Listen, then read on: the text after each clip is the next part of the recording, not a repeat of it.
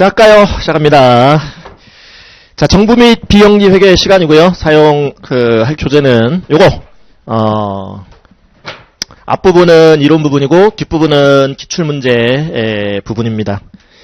제 강의를 기존에 들어보셨던 분들은 스타일을 아시겠습니다만은, 이론 정리하고, 관련 기출문제 풀고, 이런 식으로 진행이 될 거다라고 생각하시면 되겠고요. 그 다음에 우리가 이제 그 조직들을 좀 분류를 해볼 때에 자, 영리 추구 목적의 비즈니스 오가니제이션들 이렇게 있을 수 있고요. 그 다음에 정부 조직들 있을 수 있습니다. 가버먼털 오가니제이션들 있을 수 있고요.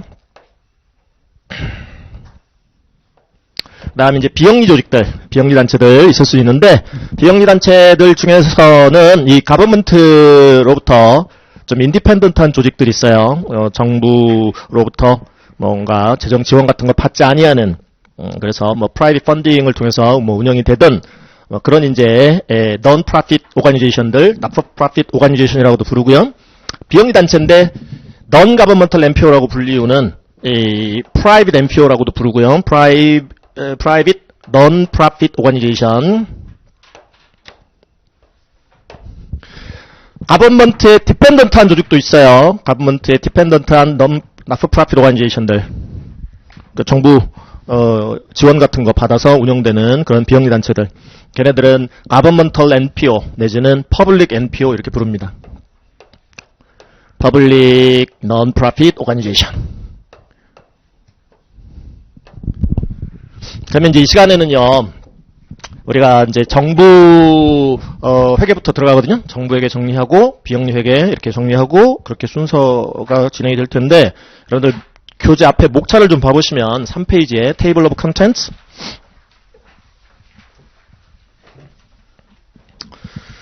챕터 1이 Governmental Accounting이에요. 정부 회계. 그 다음에 아래쪽 챕터 2가 Not-for-Profit Accounting, 비영리 회계.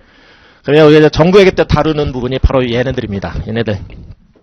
이쪽 부분을 볼 거예요. 얘를 중심으로 이제 봅니다. 얘를 중심으로. 근데 이제 정부를 우리가 미국은 분류를 해볼 때 Federal Government, 연방정부, State Government, 주정부, Local Government, 지방정부 이렇게 구분합니다. 네, 시험 출제 대상은요, 연방정부 조직들이 따라야 되는 정부 회계 기준을 정리하는 게 아니라, 우리 주및 지방정부들, 스테이트 앤 로컬 가버먼트들이 따라야 되는 회계 기준을 정리를 하시게 될 거예요. 주및 지방정부, 50개 주 및 각종 이 지자체들이 따라야 되는, 어카운팅 쪽을 정리를 하시게 될 거다. 그게 챕터 1에서 정리가 될 거고요. 그 다음에, 이 퍼블릭 NPO들도 이 가버먼트로부터 재정 지원을 받는 이 비영리 단체이기 때문에 이 정부 회계 기준을 따라줘야 되거든요. 그러니까 정부 조직은 당연히 이 주민 지방정부가 따라야 되는 정부 회계 기준에 따라서 각종 거래나 사건들을 처리를 하게끔 되어 있고, 그다음에 정부 지원을 받는 이 퍼블릭 NPO, 가버먼털 NPO들도 똑같이 정부 회계 기준을 적용을 해서 각종 거래나 사건들을 처리하여 회계정보 이용자들한테 재정 보고를 하도록 하고 있어요. 근데 그 기준을 누가 제정하냐면 Governmental Accounting Standards Board라는 이 GASB라는 정부 회계 기준 위원회에서 회계 기준을 제정 공표합니다. 그러면은 우리가 이제 주민 지방 정부 회계를 먼저 정리를 하잖아요. 그 GASB 스테이트먼트들 정부 회계 기준을 정리를 하는 건데 똑같은 이 GASB 스테이트먼트를 따라야 되는 GASB 스탠다드를 따라야 되는 퍼블릭 NPO들 공부까지 같이 해버리는 셈이 돼버립니다. 그러니까 챕터 1에서 이 지금 조직 유형들을 여러분들이 이제 정리를 하시게 되는데, 요 위주로, 스테이트 앤 로컬 가버먼트들이 따라야 되는 가버먼털 어카운팅 위주로 정리를 하시되, 그 똑같은 기준을 가버먼털 NPO들, 퍼블릭 NPO들도 따라야 되니까, 동시에 요쪽까지 다 커버가 되는 거다라고 생각하시면 돼요. 챕터 1에서. 그 다음에, 챕터 2에서 이제 비영리 회계 정리를 하셔야 되는데, 일반 기업 회계 기준을 제정하는 또 조직이 있습니다. 이게 Financial Accounting Standards Board라는 재무회계 기준위원회가 또 존재해요. 이 GASB와는 별개의 조직으로 존재를 합니다. 영리 조직들은, 우리 이제 일반 기업들, 회사들, 영리 회사들은, 이 비즈니스 오가니제이션들은 당연히 이 FASB 스탠다드를 따라야 되고요. Financial Accounting Standards Board가 자동 공표하는 회계 기준에 따라 각종 거래나 사건들을 처리를 해야 되고요. 이 Private NPO, 같은 이제 비영리 단체인데, NPO인데, Public NPO는 GASB 기준을 따라야 되잖아요. 하지만 Private NPO는 가버먼트 지원을 안 받는 그러한 인디펜던트한, 가버먼트로부터 인디펜던트한 non-profit organization이다 보니까 GASB 기준을 따르지 않아요. FASB 기준을 따라요. FASB 기준을. 그러니까 이 두 조직의 유형들은 FASB 스탠다드를 따른다고 생각하시면 돼요. 여기가 이제 챕터 2에서 정리하는 게 바로 이 부분이야. Private NPO 쪽. FASB 기준을 따라야 되는 Private Non-Profit Organization 쪽을 여러분들이 저와 함께 챕터 2에서 정리를 한다라고 생각을 하시면 되겠습니다. 근데 이 NPO들이 말이죠. 이 NPO들을 지금 분류를 해볼 때 네 가지 큰 캐리고리로 좀 구분을 해볼 수가 있습니다. NPO들, Private Sector든 Public Sector든 NPO들, 먼저 Colleges and Universities라는 교육기관, Colleges and Universities 포함하는 교육기관 회계, 대학 회계 쪽이라고 생각하시면 돼요. 대학 회계.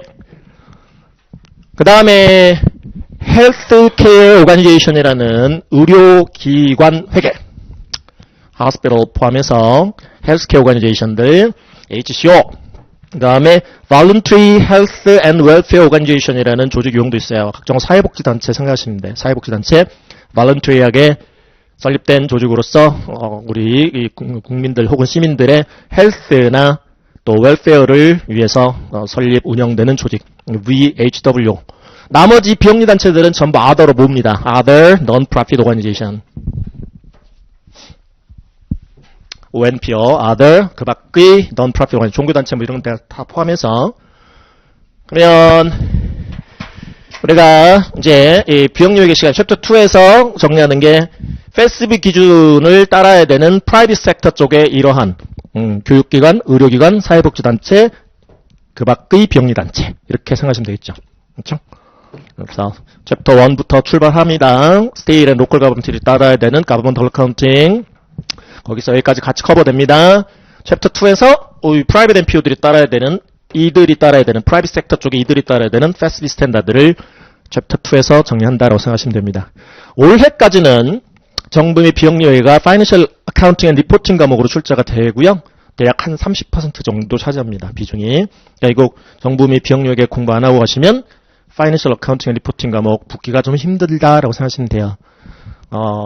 그런데 2024년 혹시 이제 응시하실 분들도 계실 수 있을 텐데 2024년도에는 Financial Accounting and Reporting 과목과 Business Analysis and Reporting 과목으로 이 둘이 쪼개집니다.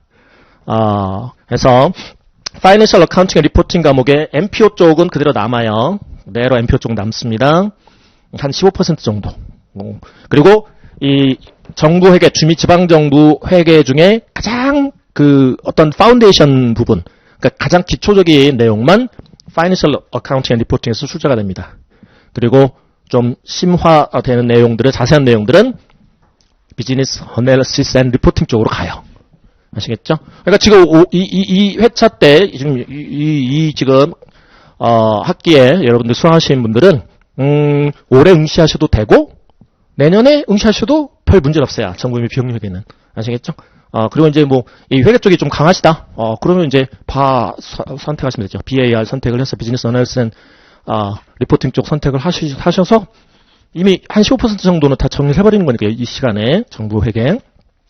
바 쪽에서는 정부회밖에 안 나와요. BAR 쪽에서는 정부회계만 출제되고 비영리회계는 출제가 안 된다. FARE 쪽에서는 주로 Non-Profit Organization, Non-Profit Accounting 쪽, 비영리회계 쪽이 주로 다 출제된다. 내년부터 2024년부터. 그리고 정부회계 쪽은 살짝 출제된다. FARE 쪽에서 그렇게 생각하시면 되겠습니다.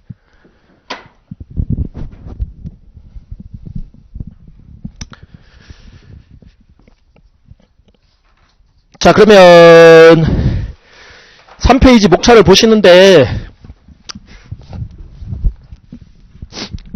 비영리회계 쪽보다 정부회계 쪽 내용이 많네? 이런 느낌을 받으실 거예요. 근데 이제 정부회계를 정리를 하시고 나면요.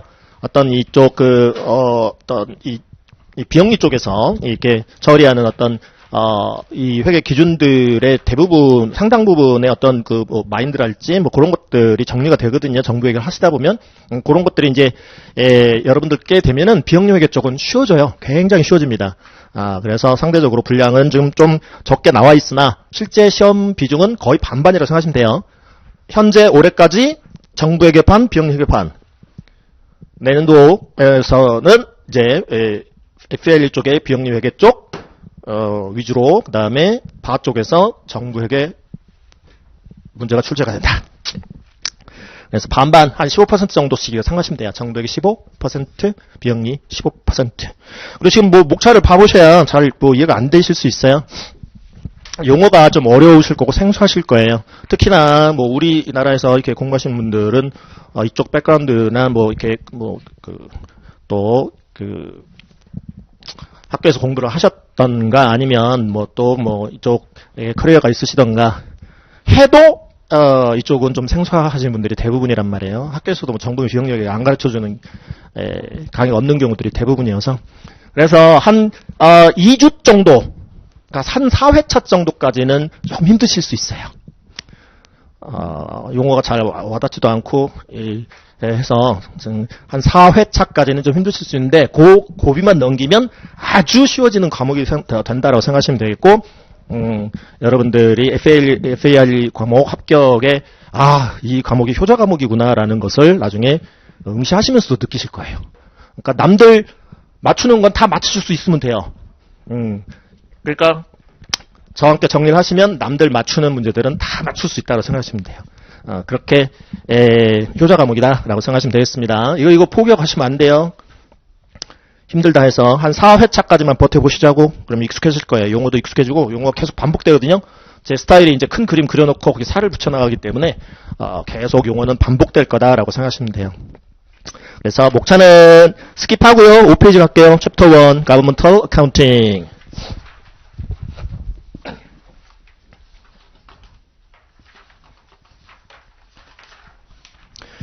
7페이지 제1절 Introduction 나와 있네요. Governmental Accounting에 대한 Introduction. 그래서 미국 정부의 기준은 Federal Government가 따라야 되는 회계 기준과 State and Local Government가 따라야 되는 회계 기준으로 분류해볼 수 있다. 근데 여러분들 시험 출제 대상은 State and Local Government들이 따라야 되는 회계 기준입니다. 얘네들 State and Local Government 주민 지방정부들이 따라야 되는 정부 회계 기준을 여러분들은 정리하셔야 된다. 그래서 맨 위에 표 jurisdiction 나와 있고요. 오른쪽에 authoritative gap standard setting body 나와 있죠. 회계 기준, 권위 있는 회계 기준 제정 기관, 기구 해서 Federal Government들이 따라야 되는 회계 기준은 Federal Accounting Standards Advisory Board에서 제정. State and Local Government들이 따라야 되는 것은 요 GASB, Governmental Accounting Standards Board, Governmental Accounting Standards Board, 정부 회계 기준위원회가 제정 기준을 회계 기준을 제정함. 그래서 우리는 이제 GASB 스탠다드 정리하시는 거예요. Governmental Accounting Standards Board가 제정 공표하는 스탠다드들을 정리하시는 거예요. 자, 큰 1번 Key Characteristics of Governmental Accounting. 자, 주요 특성부터 한번 살펴보시자고요. 주요 특성부터 좀 이해를 하셔야 돼. 그래서 Governmental Accounting은 Governmental Organization들, 주민 지방정부들이 수행하는 각종 활동에 대한 경제적 정보를 회계정보 이용자들한테 제공하는 회계 분야일 텐데요. Commercial Accounting 부분하고 이렇게 좀 공통적인 Commercial Accounting 쪽하고 지금 비슷한 부분도 있고 또 차이나는 부분도 있고 한데요. 커머셜 어카운팅 쪽과 마찬가지로 이제 정부 이용자들한테 그들의 의사결정에 유용한 목적 적합한 관련성 있는 useful information을 provide 하는 것을 목적으로 하는데 그것도 동일하고 또 회계 시스템도 우리 더블 엔트리 시스템 복식 부기 시스템 다 그것도 동일한데 그런 이제 유사점도 있지만 공공성 추구 그런 어떤 정부 조직으로서의 특성 때문에 비즈니스 오가니제이션들과는 다음과 같은 차이나는 주요 특징들이 좀 있더라. 그래서 가버먼털 어카운팅 쪽과 커머셜 어카운팅 쪽에 차이가 발생하게 되더라라는 것이죠. 그래서 이쪽과 얘네들이죠. 비즈니스 오가니제이션들이 따라야 되는 거랑 이쪽 가버먼털 오가니제이션이 따라야 되는 거랑 이렇게 회계 기준이나 뭐 그런 이제 회계 처리에 있어서 좀 차이 나는 부분들이 생길 수 있습니다. 어떠한 특성 때문에 그런가? 어떠한 정부 조직이라는 특수성 때문에 그러한가? 양커러 1번. absence of profit motive. 기본적으로 정부 조직은 여러분들한테 공공 서비스, 퍼블릭 서비스를 제공할 목적으로 설립, 운영되는 조직인 거죠. 정부 조직이. 이윤을 창출하기 위해서 이익을 내기 위해서 설립되는 조직이 아닌 거죠. 그래서 일단 profit motive가 기본적으로 없다. 그래서 government organization은 전기, 가스, 수도와 같은 public utilities, 우리 정부회계 쪽에서 public utilities 이런 얘기가 나오면 공기업 생각하시는 게 제일 빨라요. 공기업. 우리나라 따지면 뭐 한국전력공사, 뭐 수자원공사 뭐 이런 데 있죠. 예, 그런 데 생각하시면 돼. 그들은 지속적이고 안정적인 그 대민 서비스를 제공을 해야 하기 때문에 전기 중단돼 보세요. 전기 공급, 가스, 상하수도 상수도 중단돼 보세요.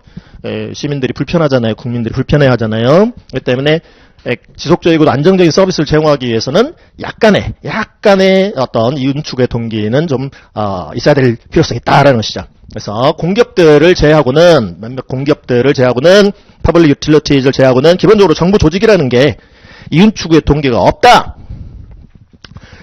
그래서 국민들에 대한 다양한 분야의 공공 서비스 제공이 정부 설립의 목적이다.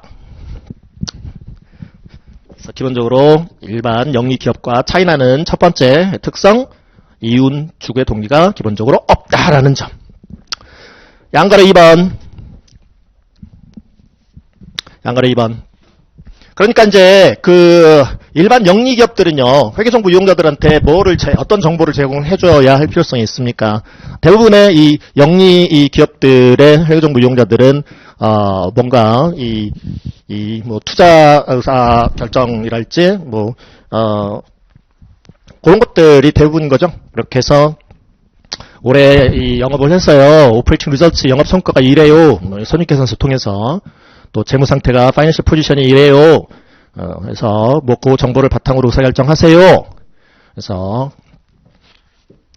정부 이용자들이 주로 이제 투자자 또 뭐 이렇게 또 감독기관 뭐 그럴 수 있을 텐데요. 또 채권자 돈 빌려준 뭐 이들이 이제 주로 이렇게 정부 이용자들이 될 거고 그들의 의사결정에 이제 유용한 정보를 제공을 해줘야 되지만 이쪽은 기본적으로 그런 이제 뭐 우리 영업 잘해갖고요 이익 이만큼 냈어요 실적 이만큼 냈어요라는 게 보고 목적이 아닌 거죠. 그잖아요. 이윤축의 동기가 기본적으로 없기 때문에 그러면은 뭐를 주로 제공을 해야 할까요? 여러 정부 이용자들이 존재하게 되는데 정부의 회계정부 이용자들로는 납세자 기본적으로 납세자. 내가 낸 세금 낭비 안 하고 예산 낭비 안 하고 제대로 잘 공공 서비스 제공하는데 지출하였을까? 유권자 현 정권을 계속 지지해도 되겠는가? 뭐 물론 이제 그밖에 투자자도 있을 수 있고요. investor 정부가 발행하는 각종 뭐 국공채에 투자를 한달지 그런 이제 투자자도 있을 수 있고 또 채권자도 역시 있을 수 있고 watchdog agency 감독기관도 있을 수 있고 그리고 의회에서 예산을 승인을 해주기 때문에 의회도 회계정부 이용자들이 될 수 있고 아주 다양한 정부 이용자들이 존재하게 돼요. 이쪽 정부 쪽은 이제 그들 모두에게 그들의 어떤 의사결정에 목적 적합한 유용한 정보를 제공하는 게 상당히 어려운 일인데 그런 이제 보고 목적 달성을 위해서 어떻게 보고하는지 이제 한번 보고의 틀도 한번 이제 보시게 될 거고 할 겁니다. 그래서 이들은 주로 이제 올해 이렇게 공공 서비스 제공을 했어요. 그 공공 서비스 제공을 하기 위해서 이러이러한 재정의 원천들로부터 재정을 조달해서 집행하였어요. 뭐 그런 것들이 이제 주된 보고 목적에 해당이 돼요. 우리 이익 이만큼 냈어요가 아니라 일반 기업들하고 다르죠. 그래서 그런 차이 나는 점 있고요. 그 다음에 양괄호 2번 7페이지 하단 restrictions on raising and spending 재정을 조달하고 이 지출함에 있어서 제약이 많더란 얘기죠. 자원의 조달 및 사용에 대한 제한들이 많아요. 그래서 governmental organization들의 resources의 조달 및 사용에는 법적 제약, 예산에 따른 제약, 계약에 따른 제약, 여러 가지 구속력 있는 제약, 제한 조건들이 따르는 게 일반적이에요. 일반 비즈니스 오가니제이션들은 열심히 비즈니스해서 이익 많이 내고 그거를 활용을 해서 더 나은 사업하고 또 설비 투자하고 이렇게 사업을 확장시켜 나가고 뭐 그럴 수 있을 텐데요. 정부는 기본적으로 이윤 추구의 동기가 없어요. 공공 서비스 제공을 주목적으로 해요. 그런데 공공 서비스 제공하려면 재정이 필요해요. 근데 그 재정 조달을 위해서 주로 세금을 부가징수하죠. 세금 맘대로 부가징수할 수 있습니까? 세법 및 시행령에 따라서 이 부가 및 징수해야 되겠죠. 그리고 세금 맘대로 사용할 수 있습니까? 예산을 편성을 해서 행정부가 예산을 편성을 해서 그 예산안을 의회에 제출하여 의회를 통과를 해야만 의회를 통과해야만 그 통과된 그 예산을 바탕으로 각종 이렇게 재정 집행을 할 수가 재정 지출을 할 수가 있는 것이죠. 그래서 법에 의한 제약, 법에 따라 재정을 조달하라. 예산에 의한 제약, 의회에서 승인난 예산 한도 내에서 재정을 집행하라. 계약, 각종 공채 발행 계약이랄지 그런 계약에 따라 계약 내용에 따라서 재정을 조달하고 집행하세요. 상위 정부가 주는 보조금 지급 조건 딸려 있어. 상위 정부가 이 재정은 경찰들 훈련비로 써. 경찰 차량 취득비로 써. 그러면 네, 알겠습니다. 그대로 집행해야 되는 것이죠. 그런 이제 보조금 지급 조건에 따른 제약이랄지 기부자, 한 시민이 시정부에 기부를 해와요. 이거 시립도서관 열악한 데서 열악한 상황, 열악한 그 환경, 이 개선비로 좀 써주세요. 네, 그 용도대로 써야죠. 계약에 따른 기부 계약에 따른 그러한 제약이랄지, 그러니까 정부가 조달하는 재정들의 대부분은요, 그 재정 원천별로 다 각종 구속력 있는 제약 제한 조건들이 따르는 경우들이 일반적이에요. 그래서 그런 이제 특수성도 있다. 7페이지 맨 밑에 가버넌트 오가니제이션들은 정부 조직은 그러니까 비즈니스 오가니제이션 거기 세 번째 줄부터 밑에서 일반 영리 조직들은요 이윤 추구를 위해서 비교적 자유롭게 기업의 자원을 사용할 수 있지만 물론 이제 일정 규모 이상의 회사들도 기업들도 예산 편성하죠. 예산 편성해요. 그래서 예산과 실제 간의 비교도 하고 차이 분석도 하고 이렇단 말이죠.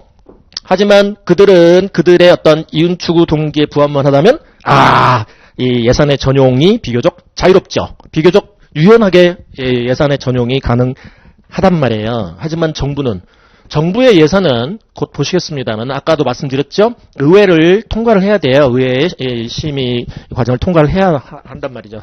의회 승인을 받아야 돼요. 그러면 승인 받은 내에서 기본적으로 예산 집행을 해야 한단 말이죠. 마음대로 예산 전용하기가 어렵단 말이죠. 그래서 정부의 예산 집행 행위는 곧 법 집행 행위라고 생각하시면 돼요.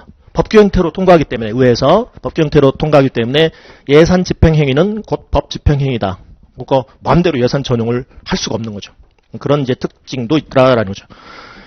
그래서 가버먼트 오가니제이션들은 합리적이고 계획적인 즉 예산을 편성을 해서 그렇게 해서 의회 통과하고 의회 승인 받고 승인난 예산 내에서 재정 조달하고 또 효율적인 관리 및 사용도 하고 집행하고 그런 거죠.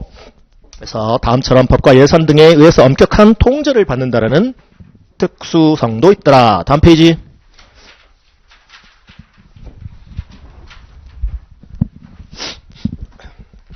말씀드렸네. 동그라미 1번 법규정에 따른 세금의 부과 징수 및 사용을 해야 한다.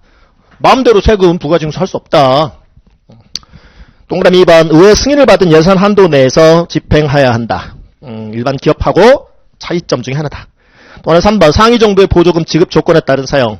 아까 경찰버스 사는 데 써. 알겠습니다 하고 경찰버스 사는 데 써야지. 4번 기부자의 제약에 따른 기부금의 사용. 시립도서관 환경개선사업비로 써. 네, 그렇게 써야지. 다른 정도로 함부로 이렇게 전용하면 안 되죠. 이런 이제 특징들이 있고요. 그 다음에 양그라 3번 emphasis on public accountability 공공 책임성의 강조. accountability 회계 책임 내지는 책임 추적성 이렇게 표현하는데요. 자산을 사용을 하고 또 관리하고 뭐 또 이렇게 하는 부분에 대해서 누군가는 책임을 져야 한다는 거죠.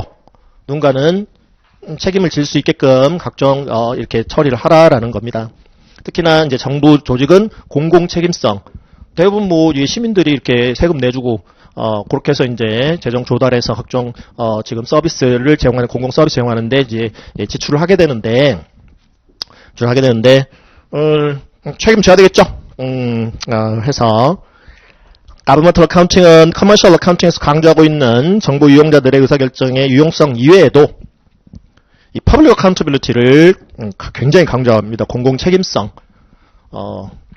그래서 예산 낭비 안 하고 이렇게 납세자가 내준 세금 효율적으로 효과적으로 이렇게 사용 관리 집행하여서 공공 서비스를 제대로 제공을 하여야 할 책임 져야 되겠죠. 그리고 그 부분에 대한 보고도 이루어져야 되겠죠. 자원 제공자들한테 리포팅도 해야 할 겁니다. 자, 이 Public Accountability는 뭐예요? 정부가 자원을 조달하고 즉 재정을 조달하고 관리하고 사용함에 있어서 국민들에게 정당화할 수 있어야 할 것이며 책임도 져야 될 것이다 라는 의미를 담고 있다. 그래서 이 State and Local Government들한테요, 이 GASB가 Financial Reporting을 통해서 재무보고를 통해서 회계정보 이용자들, 각종 회계정보 이용자들에게 Public Accountability를 평가할 수 있게끔 정보 제공을 하세요라고 요구하고 있습니다. GASB가 State and Local Government들한테 재무보고를 함에 있어서 Public Accountability를 회계정보 이용자들이 평가할 수 있게끔 그거를 최고의 목적으로 두고 Paramount한 Objective로 두고 회계 및 재무보고를 하세요 라고 요구하고 있습니다. 그래서 9페이지 맨 위에 상단 보시면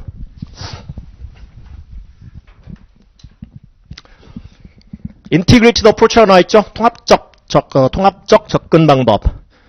말씀드렸죠. 이 정부의 회계정보 이용자들은 일반 기업들, 영리기업들의 회계정보 이용자들보다 훨씬 더 다양할 수 있습니다. 훨씬 더 다양한 분야에 존재할 수 있어요. Taxpayers, 텍스를 페이하는 납세자들, 내가 낸 세금 제대로 잘 쓰였을까? Voters, 유권자들, 이 정권 계속 밀어 말어. 또 investor들, 계속 투자해 마라. Creditors, 돈 빌려준 거 이거 회수해야 되나? Watchdog agencies, 감독기관들, Council, 각 의회들, 예산 통과시켜주는 의원님들, 예산 낭비 안 했나? 제대로 승인난 예산 한도 내에서 집행했나? 이렇게 다양할 수 있단 말이죠. 다양할 수 있어요. 그러면 그들이 이 정보를 이용을 한다라는 것은 뭔가 의사결정을 하려고 이용을 할 텐데요. 그 회계정보 이용자들의 결정에 대한 어떤 내용들은 다양할 수 있다는 것이죠. 아까 말씀드렸던 그런 것처럼 그들에게 유용한 정보 제공해야 되고 또 목적 적합한 관련성 있는 정보 제공해야 되고 Public Accountability 평가할 수 있게끔 정보 제공을 해줘야 돼요. 응? 우리 잘 재정 이렇게 조달해서요 효과적으로 효율적으로 예산 낭비 안 하고 잘 공공 서비스 제공하는데 사용했어요 라는 걸 보고를 해줘야 된다는 거죠. 정보 이용자들한테. 그래서 맨 위에 그러니까 인테리스 어프로치의 의미는 그 이제 다양한 정보 이용자들의 그 어떤 의사결정에 목적 적합한 이 그런 보고를 해야 한다라는 보고 목적 달성을 위해서 어쩔 수 없어. 이 통합적인 접근 방법을 통해서 크게 양대 재무제표를 작성해서 공시토록 하고 있는데요. 그 통합적 접근 방법이라 해서 살짝 위에서 아래로 내려보면 Basic Financial Statements라는 표현 보이죠? 기본 재무제표라 부르고요. Basic Financial Statements. 그 기본 재무제표 안에 왼편에 Government Wide Financial Statements가 있고 오른편에 Fund Based Financial Statements라는 거 보실 수 있어요. 정부 단위 재무제표, Government Wide한 측면의 재무제표, 재무보고서. 오른쪽은 기금 단위 재무제표라 해서 Fund Based Financial Statements 이런 양대 재무제표를 작성 공시토록 하고 있습니다. Integrated Approach라 부르고요. 이렇게 Integrated Approach를 통해서 재무보고를 하되 최고의 보고 목적으로 둬라 라고 하는 게 맨 위에 있는 거예요. Objective. Paramount한 Objective, Accountability를 평가할 수 있게끔. 이 회계정보 이용자들이 이 보고서를 이용을 하면서 보고서를 통해서 이 보고정부의 Public Accountability를 평가할 수 있게끔 하세요 라는 겁니다. 다시 8페이지로 와서요. 양 괄호 4번. Use of Fund Accounting and Recording of a Budget. Fund Accounting이라는 것을 정부는 사용합니다. 기금회계. 그 다음에 예산을 기록합니다. 예산을 실제 거래나 사건들을 기록하는 장부에 통합시켜서 인티그레이션 시켜서 예산 계정들을 기록을 하도록 하고 있다는 특징도 있습니다. 자, 먼저 기금회계 9페이지 오른쪽 하단을 보시면 Governmental Funds 그리고 GF General Fund, Special Revenue Fund, Special Funds, Capital Projects Funds, Debt Service Funds, Permanent Funds, 그 밑에 Enterprise Funds, Insurance Service Funds, Pension Trust Funds, Investment Trust, Private Purpose Trust, Custodial. 이게 펀드의 타입들이거든요. 펀드의 유형들이에요. 펀드를 유형화시키면 총 11개 타입으로 이렇게 유형화시킬 수 있어요. 5개, 2개, 4개. 11개 타입으로.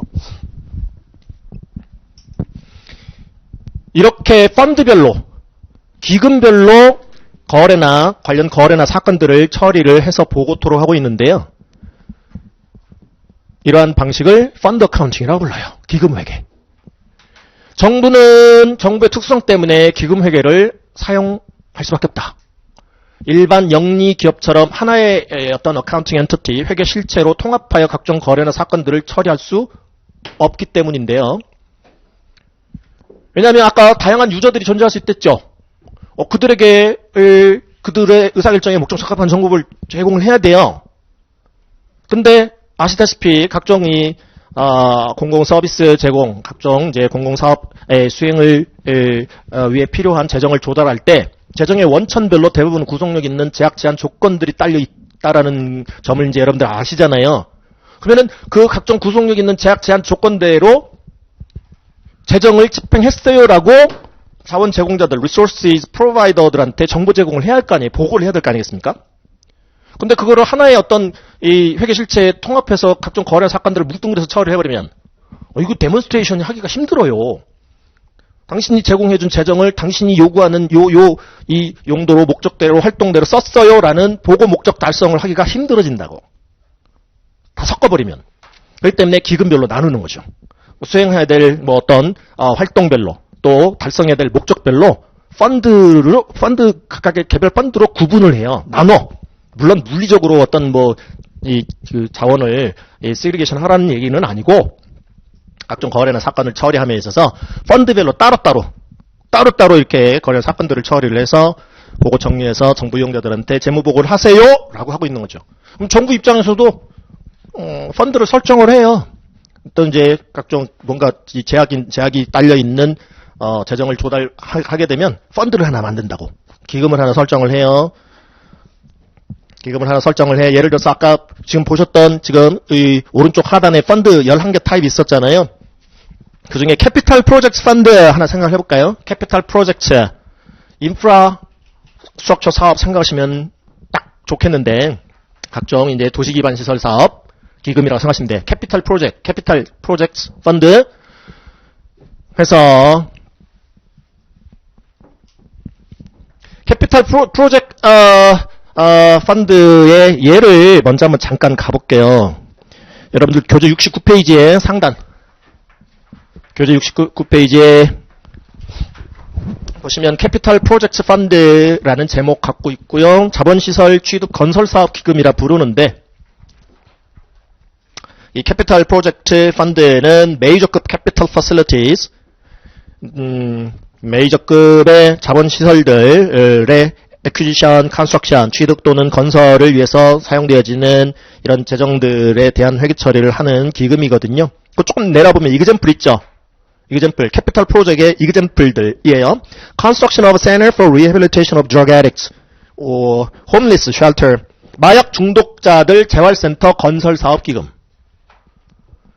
노숙자 쉼터 건설 사업 기금, 이런 식으로 따로따로 구분을 해서 회계처리를 합니다.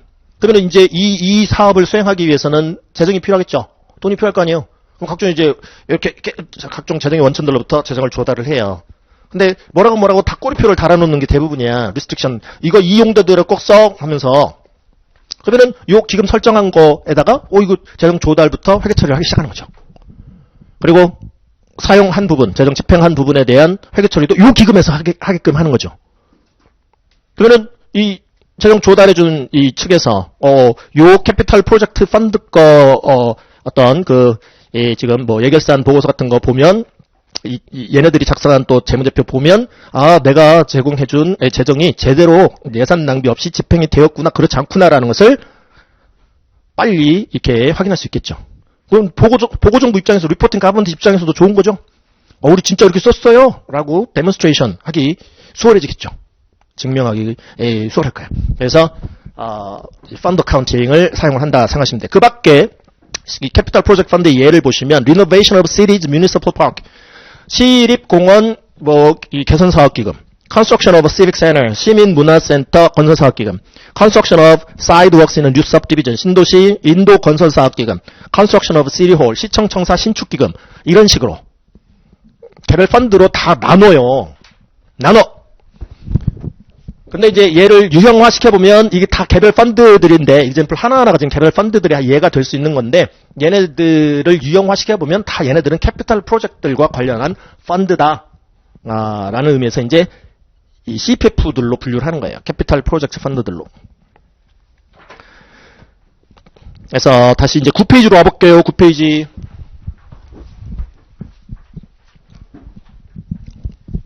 그래서 수행해야 될 활동별로 또 달성해야 될 목적별로 개별 펀드들로 이렇게 구분해서 회계 처리하고 있는 펀드 어카운팅을, 정부의 특성상 펀드 어카운팅을 사용하고 있다. 그 다음에 말씀드린 대로 예산 집행 행위는 법 집행 행위다. 그래서 예산 개정 과목들이 있어요. 버지트리 어카운트들이 존재해요. 그 버지트리 어카운트들을 실제 거래나 사건을 기록하는 리얼 어카운트들하고 막 섞어서 기록해요. 그래서 왜 그러냐? 예산의 여러 기능 중에 하나가 적시의 비교 통제라는 이 기능이 있습니다. 적시의 예산값과 실제값 간의 비교 및 통제, 지출 통제. 그래서 위에 통과한 그 예산대로 예산을 제대로 이렇게 오버스펜딩 안 하고 집행할 수 있게끔 컨트롤 해주는 기능도 수행을 합니다. 버짓이요. 그래서 실제 거래한 사건들 기록하면서 같이 기록한다라는 특징도 갖고 있는데 그것도 앞으로 보셔야 되겠죠. 8페이지. 양괄 4번 바로 밑에 전술한 바와 같이 정부가 조달하는 리소스는 소스별로 유스별로 재정의 원천별로 또 사용 목적별로 여러 가지 구속력 있는 제약 제한 조건들이 따르게 되는데, 이러한 제약 조건에 따라 자원을 조달하고 사용해야 하며 그렇게 잘 집행했어요 라는 정보를 정부 이용자들한테 제공해야 되기도 합니다. 이러한 이유로 정부는 각종 제약에 따라 수행해야 되는 액티비티별로 구분, 펀드를 설정하여 구분, 혹은 달성해야 될 objectives별로 구분, 여러 개 펀드로 구분, 회계 처리하는 펀드 어카운팅이라는 것을 사용하고 있다. 기금 회계 사용 이유. 그러니까 하나의 회계 실체의 그 모든 내용을 한꺼번에 이렇게 섞어서 처리하기가 곤란하다라는 점, 일반 기업과의 차이점인 거죠. 그래서 펀드 하나하나가 개별 회계 실체라고 생각하시면 돼.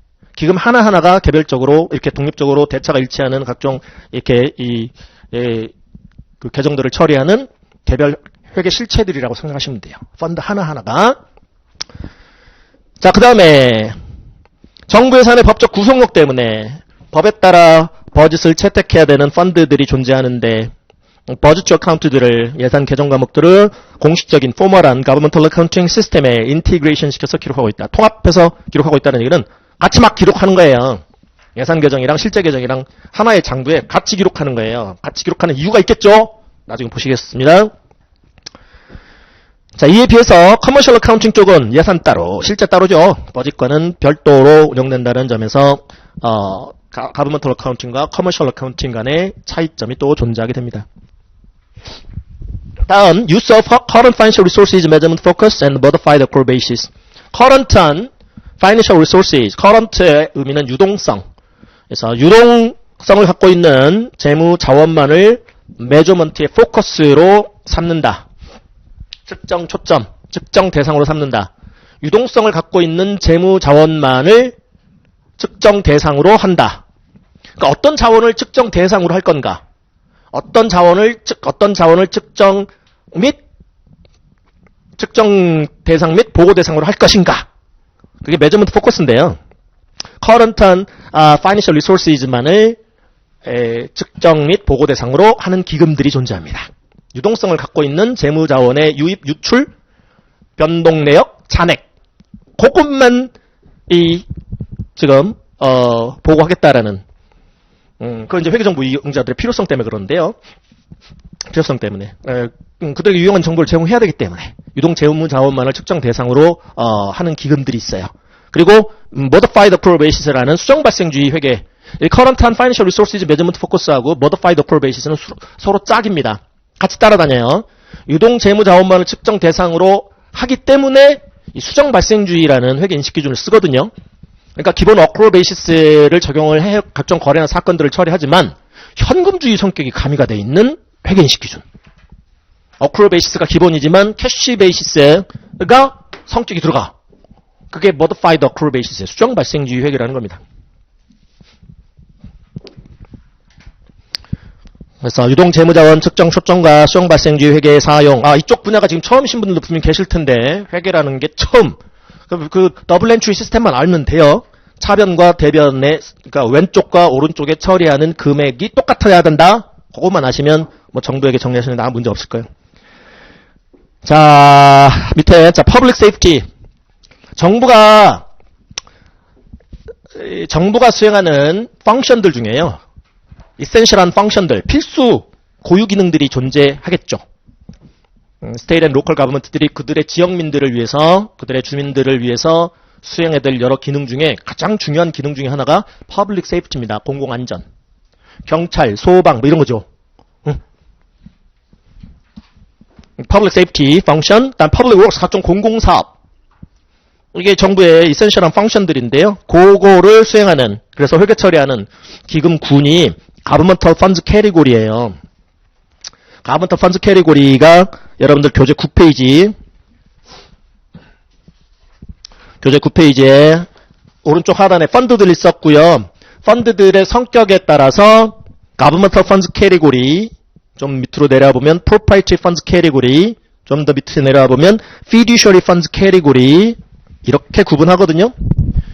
이 중에서 가버먼털 펀즈 캐리고리가 정부형 기금 군에 속하는 이제 펀드들이 정부가 여러분들이 생각하시는 정부가 수행해야 되는 필수 고유 기능들을 처리하는 기금군이라고 생각하시면 돼요. 가버먼털 펀드 캐리고리가. 그 중에 이제 제너럴 펀드, 일반 기금, 우리 쪽에서 이제 뭐 일반 회계 이렇게 얘기를 하는데, 일반 기금에서는 그 밑에 10개 타입의 펀드에서 처리하지 아니하는, 밑에 10개 타입에서 처리가 되어야 되는 거래나 사건을 제외한 나머지 거래나 사건은 전부 제너럴 펀드에서 처리를 하게 되는데, 제너럴 펀드에서 처리하는 가장 대표적인 펑션이 이 퍼블릭 세이프티 같은 겁니다. 퍼블릭 세이프티, 공공안전, 경찰 기능, 소방 기능, 이거라고 생각하시면 돼요. 경찰 예산, 소방 예산 처리하는 기금, 제너럴 펀드. 가버먼털 펀드 캐리고리 옆에다가요.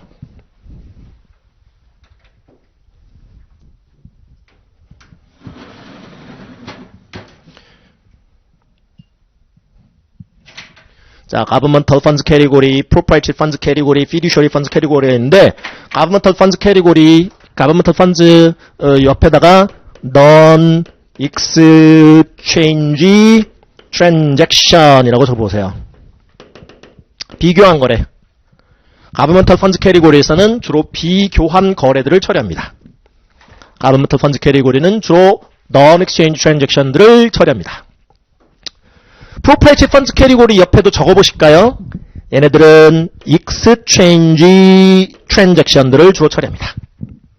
exchange transaction들, 교환 거래들. fiduciary 펀드 캐리고리는 뭐 fiduciary activities를 처리하는 기금이어서 뭐 별도로 적어놓으실 필요는 없고요. 자, 비교환 거래의 대표적인 예. 비교환 거래는 양 당사자 중에 한 당사자가 상대 당사자한테 일방적으로 주기만 하거나 반대로 일방적으로 받기만 하는 거래. 예를 들어서 가버먼털 펀드 캐리고리에 속하는 제너럴 펀드가 아까 퍼블릭 세이프티 펑션을 처리한다. 그 중에 우리 폴리스 쪽 생각해볼까요? 경찰 기능. 경찰 서비스를 제공하기 위해서 재정이 필요한데 대표적인 주 및 지방정부의 세원, 세금의 원천, 세수의 원천은 재산세와 판매세로 이루어져 있습니다. Property taxes와 Sales taxes로 이루어져 있는데요. 그중에 Property taxes, 재산세, 부동산세, 부동산 보유세. 자, 고가의 부동산을 소유한 프로퍼티 오너들은 프로퍼티 택시를 그만큼 많이 부과받고 많이 세금을 납부할 것입니다. 재산이 적거나 많지 않은 그러한 시민들은 재산세 납세액이 부동산세 납세액이 뭐 적거나 없거나 하겠죠. 그런데 그 재산세 납세 실적에 따라서 폴리스카가 퍼트롤 돌아주는 건 아니죠. 저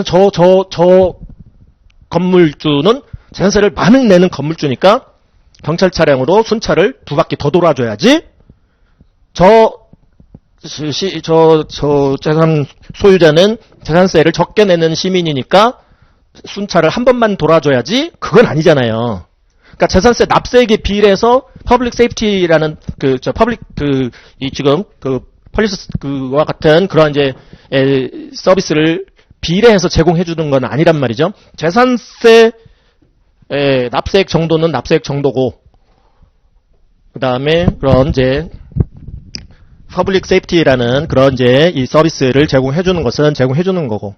그러니까 재산세는 그냥 때 되면 부가징수해서 들어와요. 세수로 정부 입장에서 그거에 비례해서 뭔가 해 주지 않아요. 그러니까 일방적으로 징수만 하는 거죠, 정부가. 그다음에 그 경찰 소방 서비스는 그 뭐 납세액에 비례해서 제공해 주는 거 아니란 말이에요. 그래서 그러한 non-exchange transaction을 주로 처리하는 기금군이 essential function들을 처리하는 government funds category라고 생각하시면 돼요. 그 다음에 property funds category enterprise fund 보이세요? 밑에 자립형 기금군인데요. property funds category 자립형 기금군 그게 이제 enterprise fund라는 것과 internal service fund가 있는데 두 개 타입이 엔터프라이즈 펀드는 아까 잠깐 퍼블릭 유틸리티즈라는 용어 나왔었지 않습니까? 공기업? 그거 생각하시면 돼. 기업기금. 공기업.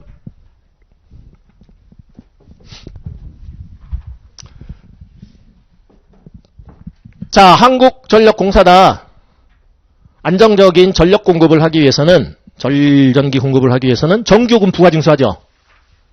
정기요금 부가징수 하지 않습니까? 그 막 이익을 많이 내려고 한 게 아니라 그래서 정기요금을 부가징수하는 건 아니잖아요. 계속적으로 안정적으로 전력을 공급하기 위해서 징수하는 것이지 부가징수하는 것이지. 그건 주고받죠. 뭐에 비례해서? 전력 사용량에 비례해서. 전력 사용량이 많은 가구면 전기요금 더 많이 내죠. 적게 사용한 가구는 적게 내죠. 이게 익스체인지 트랜잭션의 대표적인 예요. 교환 거래. 거의 이퀄 밸류를 주고받는 거래. 그게 익스체인지. 그러니까 가버먼트 펀드 캐리고리는 주로 non exchange transaction을 처리하는 기금군이라고 생각하시면 돼. 물론 exchange transaction도 하긴 해요. 가버먼트 펀드 캐리고리도. 하지만 주로 non exchange transaction. proprietary는 주로 exchange transaction들을 처리하는 기금이라고 생각하시면 돼. fiduciary는 이 보고 정보가 이 리포팅 가버먼트가 수탁의 책임과 의무를 이행하기 위한 자원들을 처리하는 기금이라고 생각하시면 돼요. 대표적인 게 펜션 트러스트 펀드, 공무원 연금 신탁기금 생각하시면 돼. 공무원 연금 신탁기금 맨 밑에요. fiduciary funds 캐리고리에 펜션 트러스트 펀드, 공무원 연금 신탁기금. 이거는 정부 소유 자원이 아니죠. 그잖아요. 정부가 기여하고 공무원들이 가입자들이 기여하고 한 그 연금 자산들을 지금 대신해서 운용 및 관리해주는 책임을 져주는 것 뿐이죠. 이 보호정부 소유 자원이 아니에요. fiduciary 역할을 수행하면서 보유하고 있는 지금 자원들을 관리해주고 있는 자원들을 처리하는 기금군이 fiduciary funds category라고 생각하시면 돼요. 그렇게 이제 각 기금군의 특성들이 있죠. 특징들이 있어요. government funds category 이런 특징, property funds category 이런 특징, fiduciary funds category 그런 특징. 그런 이제 특징에 따라서 categorize 시켜놓은 거야. 5개, 2개, 4개로. 가버먼털 펀드 캐리고리로 분류되어지는 5개 타입의 펀드, 프로파이티로 분류되어지는 2개 타입의 펀드, 피듀셔리로 분류되어지는 4개 타입의 펀드. 근데 이 중에 이제 가버먼털 펀드 캐리고리는요, 48페이지 하단, Public Safety Function, Public Works라는 펑션, 이런 이센셜한 펑션들을 수행하는 가버먼털 펀드 캐리고리는 Financial Position, 재무상태, 기말 재무상태를 보고함에 있어 Operation Results, 당의 운영 성과를 보고함에 있어 Fixed Asset과 Long Term Debt을 제외한 고정자산, 즉 비유동자산, Non-Current Asset 보고 안에 그게 보고 목적이 아니어서 그래요. Long Term Debt, 장기성 부채, Non-Current Liabilities, 비유동 부채 보고 안에 걔네들을 제외한 current and financial resources, 유동성을 갖고 있는 재무자원만을 측정 대상으로 하고 그걸 측정 대상으로 하기 때문에 이로 인해서 modified accrual accounting, 수정 발생주의 회계를 사용하게 됩니다. 이유는 정보 이용자들의 필요성 때문에 그래요. 그래서 예를 들어서 interperiod equity라는 거 나와있죠. interperiod equity, 기간 간 형평성을 정보 이용자들이 측정해서 평가할 수 있게끔 해줘라라는 것이죠. 인터페어 에쿼티 기간 간의 형평성이라는 것은 올해 세출을 세입 갖고 커버를 했느냐 못했느냐 얘기입니다. 올해 재정 적자가 났느냐 흑자가 났느냐라는 것과 관련한 개념이 기간 간의 형평성 개념입니다. 그래서 올해 이제 경제 상황이랄지 뭐 이런 것들을 다 고려를 해서 예산을 편성하고 의회는 승인을 내려줬을 겁니다. 그게 흑자 예산 승인이 났을 수도 있고 적자 예산 승인이 났을 수도 있고 균형 예산이라는 이른바 밸런스드 버짓, 세입과 세출이 동일한 균형 예산을 통과시켰을 수도 있습니다. 그런데 여기서 재정 적자가 나게 되면 이 해당 연도 재정 적자가 났다라는 얘기는 세입, 재정 조달하는 거고요. 세출, 재정 집행하는 건데 세출 쪽이 나간 쪽이 아웃플로우 쪽이 세입보다 많았다는 얘기예요. 올해 재정 지출이 120이야. 재정 수입은 100이야. 올해 100 갖고 120을 커버 못했다는 얘기죠. 20에 재정 적자가 났죠. 그러면 그 120이라는 재정 지출은 왜 일어났다고요? 왜? 공공서비스 제공 때문에. 각종 공공사업 수행 때문에 120이라는 재정 지출이 있었을 거 아니에요. 그 공공서비스 제공은 현년도 시민이 받았어요. 120에 관한 서비스는, 폴릭 서비스는 커런이어 시리즌들이 받아버렸어요. 근데 그 공공서비스 제공하는데 120 지출했는데 당해 세입 100 갖고 커버를 못했네. 이미 서비스는 120만큼 다 제공이 돼버렸는데 그 20에 대한 페이먼트 버든은 누가 져야 된다는 얘기예요. 퓨처이어 시리즌이 져야 한다는 얘기죠. 미래 납세자가 세금 부담을 더 하든가 할 수밖에 없는 상황이 돼버린 거죠. 그게 인터피어 에쿼티 평가예요. 이 정부 이용자들이, 이 회계정부 이용자들이 올해 재정 지출을 재정 수익 갖고 커버를 했냐 못했냐 그것도 관심사일 수 있잖아요. 응? 올해 재정 적자가 너무 많이 났는데 퓨처 시리즌들한테 페이먼트 버전이 너무 많이 넘어가겠는데 이 정권을 계속 밀어야 돼 말아야 돼. 이 시장님을 계속 밀어야 돼 말아야 돼. 각종 이제 의사결정하려고 하는데 그러한 어떤 이 보고 내용을 이용하려고 하는 자들도 있을 수 있다는 것이죠. 그렇죠? 그거는 뭐 짧으면 그렇게 그 예산 연도가 아니겠지만 회계 연도 간 이렇게 형평성 얘기가 될 수도 있습니다만은 좀 크게 보면 대통령의 임기간으로도 여러분들이 확대해서 한번 생각해 볼 수 있죠. 그죠? 그래서 4년이면 4년 대통령 임기 기간 동안 혹은 8년 중이면서 8년 임기 기간 동안 과연 국가부채가 얼마나 늘어났느냐 이거죠. 다음 정권에다가 얼마나 국가부채를 넘겨줬느냐. 그래서 현 정권을 계속 지지를 하게 되겠느냐. 그런 개념일 수도 있어요. 인터피어 에쿼티. 그래서 주미 지방정부들은 회계 및 재무 보고를 할 때에 가장 패러마운트한 최고의 보고 목적으로 리포팅 objective로 public accountability를 평가할 수 있게끔 하세요.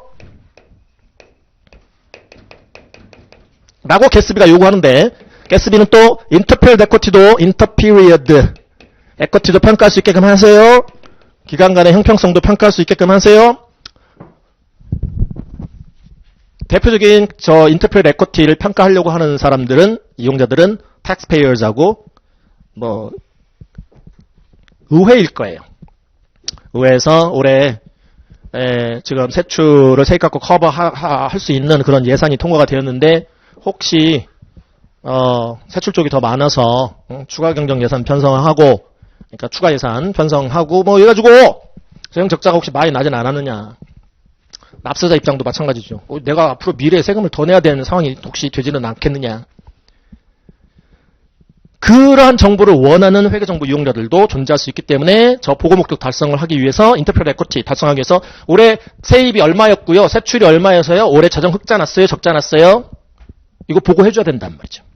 그러려면 어쩔 수 없이 현금주의 성격이 안 들어갈 수가 없어요. 각종 거래나 사건들 처리할 때 현금주의 성격이 안 들어갈 수가 없고, 그리고 넌커런 항목은 저 정보를 필요로 한 정보 이용자들 입장에서는 비유동 항목들은 관심사가 아니에요. 그들 정보 이용자들의 관심사가 아니야. 아니 그렇다고 해가지고 제너럴 펀드가 가버먼트 펀드 캐리고리에 이 제너럴 펀드가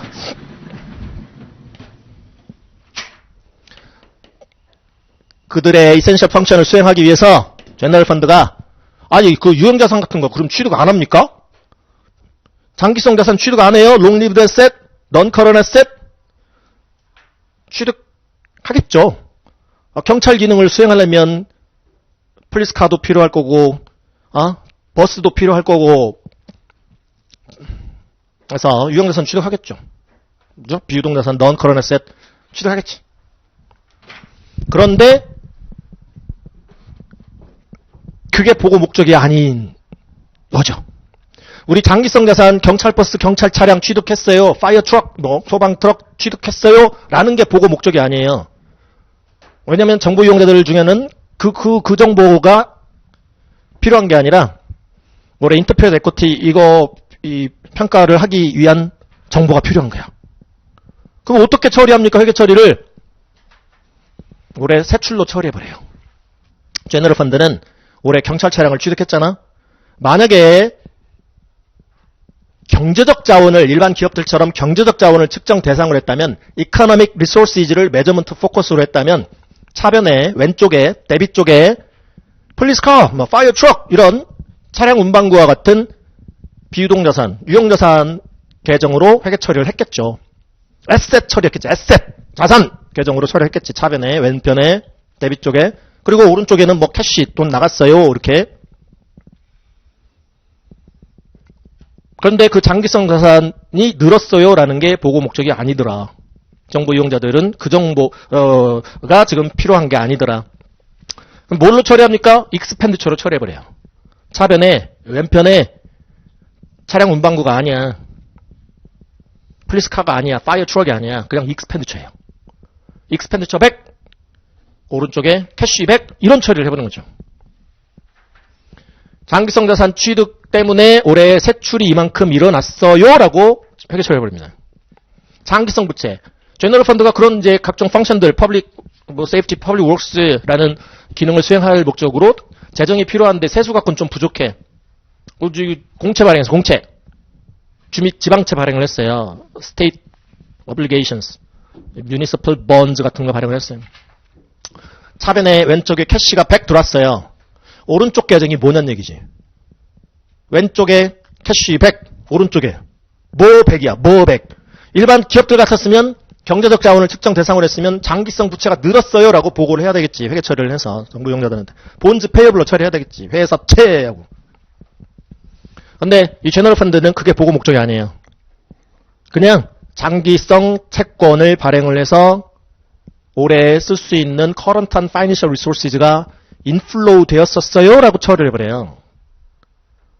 그러니까 차변에 왼편에 캐시 100이면 오른쪽에, 그게 또 장기성 부채를 발행해서 재정 조달을 한 거기 때문에 레비뉴는 아니잖아. 수익은 아니잖아요. 그렇기 때문에 수익 이외의, 레비뉴 이외의 기타 재정 원천으로부터 재정을 조달했었어요 라고 회계 처리해봅니다. 그러니까 Other Financial Sources라는 계정으로 회계 처리를 해버리는데, 잠깐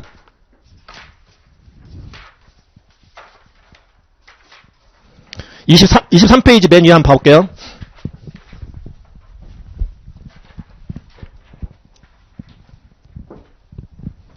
23페이지 맨 위에 회계 처리하는 거 두 개 있죠. 이 제너럴 펀드 거 생각하시면 돼요. 첫 번째 분계 처리는 to record, 기록하기 위한 분계인데요. The receipt of the proceeds of bonds, 공채 발행 대금 유입액을 기록하기 위한 분계예요. 차변에 데빗 쪽에 왼편에 캐시백, 오른쪽에 본즈 페이블로 처리 안 해요. 공채 이런 처리 안 해요. 회계 처리를. 장기성 부채로 non-current liabilities로 long-term debt 계정으로 처리 안 해요. 그냥 other financing source예요. 기타 재정 원천. revenue 이외의 기타 재정 원천으로부터 current한 유동성을 갖고 있는, 그래서 올해 재정 집행이 가능한 자원이 inflow 되었었어요 라고 처리해버립니다.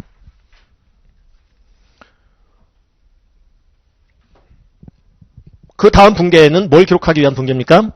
To record the purchase of equipment, 장비 취득, 비품 취득, 익스펜디처로 털어버려요. 세출 계정으로, 지출 계정으로 털어버립니다. 이퀴먼트라는 처리를 안 해요. 이퀴먼트라는 계정 과목으로 처리 안 해요. 차변에 왼편에 expenditure, capital outlay 이렇게 처리해버린다. 이유는 회계정보 이용자들의 필요성 때문에 그러하다. 이렇게 회계 처리를 해서 보고를 해줘야 올해 세출을 세입 갖고 커버를 했느냐 못했느냐를 판단할 수 있겠죠. 정부 이용자들이. 그잖아요. 올해 예산상에 이 지금 경찰 차량 취득 예산이 예를 들어 잡혀 있었어요. 100이 잡혀 있어서. 그러면 그대로 집행했느냐는 얘기지. 그 경찰차 취득 예산대로 그만큼 100을 경찰 차량을 취득하는데 썼냐는 얘기지. 그리고 뭐 그러한 이제 이 재정 필요성 때문에 어떠한 원천으로부터 조달하겠다라는 예산상의 세입 예산이 있었을 텐데 그 세입 예산에 따라 채권 발행해가지고 100이 유입이 됐었냐는 말이지. 그래서 올해 세출을 세입갖고 커버를 했느냐 못했느냐는 얘기지. 그 정보를 필요로 하는 이 이용자들이 있을 거라는 거죠. 납세자든 의회든 간에. 응? 그래서 8페이지 하단 보고 좀 쉬실게요. 정부 이용자들 중에는 interperiod equity 이거 측정 평가하고자 한다. 또 회계 책임 accountability, public accountability 평가하고자 한다. 올해 법에 따라 재정을 조달하고 집행을 했는지 여부, 예산에 따라 집행을 했는지 그 각종 제약 제한 조건들의 준수 여부를 정보 이용자들이 확인할 수 있게끔 해줘야 된다. 그런 목적 때문에 유동재무자원만을 측정 대상으로 하여 수정발생지 회계 인식 기준을 적용하여 거래한 사건들을 처리하여 보고를 해야만 하는 기금들도 있다. 자세한 내용은 뒤쪽에서 보실 거다. 쉬었다가 우리 이제 9페이지에서요. 큰 뼈대 한번 이제 정리 한번 해볼게요. 여러분들 이제 정부에게 문제를 푸시다가 요 그림만 여러분들 이미지 파일로 잘 가지고 계시면 정부에게 문제 중에 한 3분의 1 정도는 이 그림 안에서 해결이 되실 거다라고 생각하시면 돼요. 그리고 앞으로 이제 이 그림을 바탕으로 하나하나 이제 자세한 내용을 붙여갈 겁니다. 살을 붙여나갈 겁니다. 쉬었다 갈게요.